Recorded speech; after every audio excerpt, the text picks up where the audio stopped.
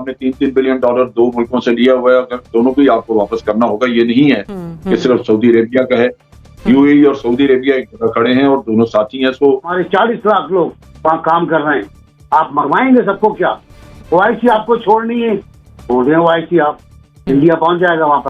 वक्त आ गया है कि ओआईसी इस आंख मचोली से बाहर निकले। ओआईसी के मामले पर वुज़रा की सतह पर इजलास ना बुलाया गया तो वो वज़ीर-ए-आज़म इमरान खान से दरख्वास्त करेंगे कि इसके बगैर ही इस मामले पर मुसलमान ममालिक का इजलास बुलाया जाए। अब फॉरेन मिनिस्टर की तरफ से जिस तरह का बयान सामने आया है, पाकिस्तान की खारजा पॉलिसी में कोई बड़ी तब्दीली आ रही है। जनरल साहब, इस बयान के बाद आप समझते हैं कि कुछ पॉजिटिव हलचल होने जा रही है हमारी फॉरेन पॉलिसी में?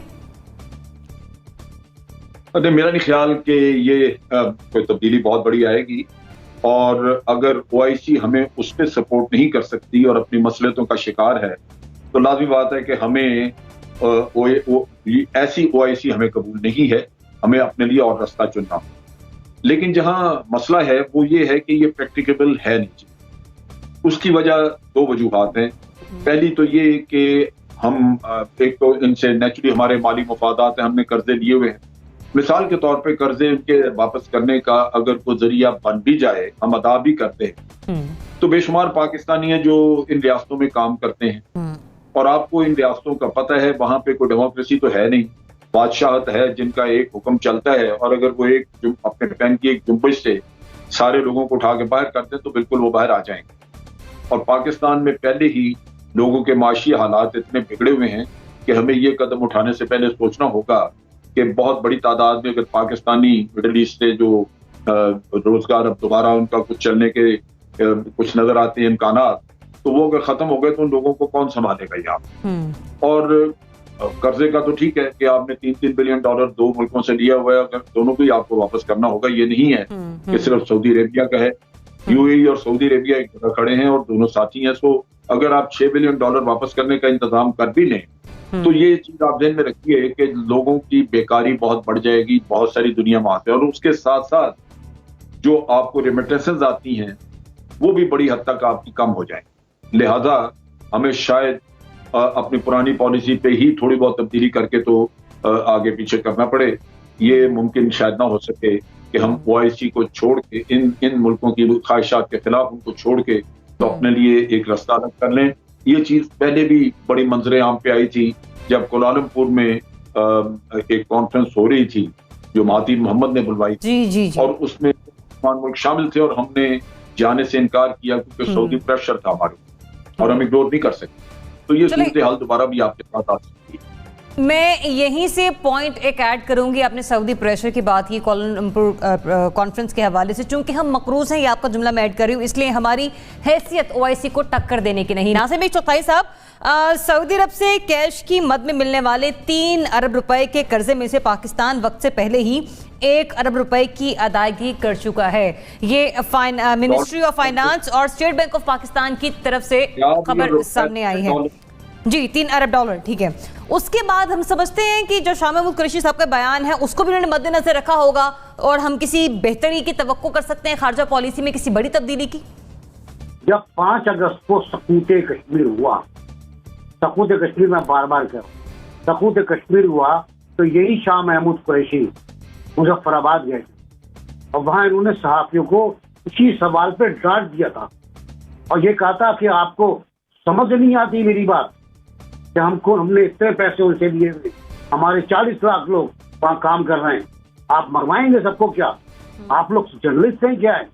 ये शाह महमूद कुरैशी का स्टाइल था।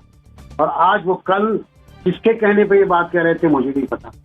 दूसरा ये कि उसूली बात है, मैं मान लेता हूँ कर लें इसको, आप वो 6 अरब वापस कर दे, तो जो जनरल साहब ने बिल्कुल सही कहा कि जो लाखों लोग वापस आएंगे फिर यूएई से और कुवैत भी है, कुवैत से और सऊदी अरब से, उन्हें कहाँ खपाएंगे? आप तो लोगों को निकाल रहे हैं। 71,000 तो कल गए आप निकालने के लिए, उससे पहले और लोग निकाल चुके हैं आप। तो लोगों को निकालने की मुहिम, वहां से लोगों को लाने की मुहिम आप किस तरह करेंगे? अगर कुछ करेंगे तो बहुत बड़ा मुआवजा होगा। तीसरी बात मैं कह रहा था कि जब आप ओआईसी के मुल्कों से हटकर प्रो पाकिस्तान खारजा पॉलिसी के लोगों को तलब कर लेंगे, ममालिक को बुलाएंगे, तो वो कितने होंगे बीबी?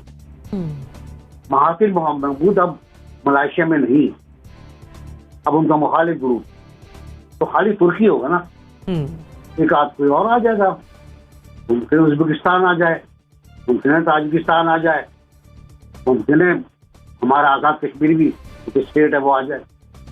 कितने लोग आएंगे आपके पास इस कॉन्फ्रेंस के अंदर? कभी सोचा? थोड़ा सोच समझ के बात करें।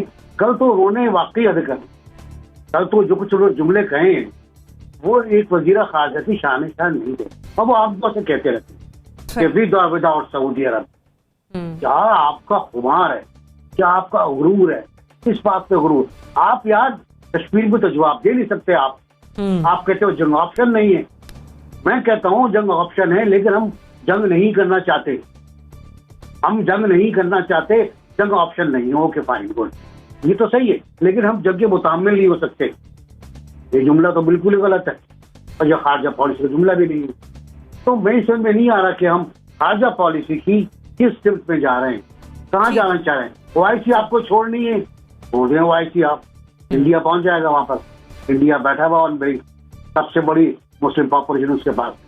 रजा साहब, एनबीसी फरमा रहे हैं कि आलमी सियासी हैसियत हमारी ऐसी नहीं है, स्पेशली अगर इकोनॉमिकली अपने आपको देखें कि हम दुनिया की आंखों में आंखें डालकर खड़े हो सकें। फिर फॉरेन मिनिस्टर का ये बयान, आप समझ रहे हैं कि कोई बेहतरी की कोई बड़ी तब्दीली आ रही है इस खारजा पॉलिसी में? देखिए, मेरे तो ख्याल से कोई खास तब्दीली नहीं आ सकती। बात यह है कि वो क्या कर लेंगे, सऊदी अरेबिया का तो कुछ नहीं बिगाड़ सकते हम। और जैसा भी जिक्र किया गया कि गल्फ की रियासतें जो हैं सारी, ये अकेला सऊदी अरेबिया तो नहीं है, उनके साथ यूएई भी है और दीगर जो किंगडम्स हैं मशरक़ वस्ता में, वो भी सऊदी अरेबिया की पॉलिसी के साथ ही चलते हैं। और वहाँ पर हमारे लाखों पाकिस्तानी वर्कर्स काम करते हैं, हमारे दीगर उनके साथ रवाबित हैं, वो क्या सब हम तोड़ना चाहते हैं? और अगर वो तोड़ भी लेंगे तो क्या हो जाएगा? मतलब अब हम उन पे हमला तो नहीं कर सकते या उनसे बदला तो नहीं ले सकते कि जी आपने कश्मीर पे हमारी मदद नहीं की तो इसलिए हम आपके ऊपर चढ़ाई कर रहे हैं। ऐसा कुछ नहीं है। आपको जगह जगह से जाकर कशकोल उठाकर पैसे नहीं मांगने पड़े इस मुल्क से उस मुल्क से। देखिए ना, सऊदी अरेबिया का कर्जा जो है $1 अरब का अखबार में था कि वो वापस किया गया है, और चीन से भी $1 अरब ले लिया गया है ताकि बैलेंस ऑफ पेमेंट्स जो है वो खराब ना हो। तो ये तो हाल है हमारा। बातें बड़ी बड़ी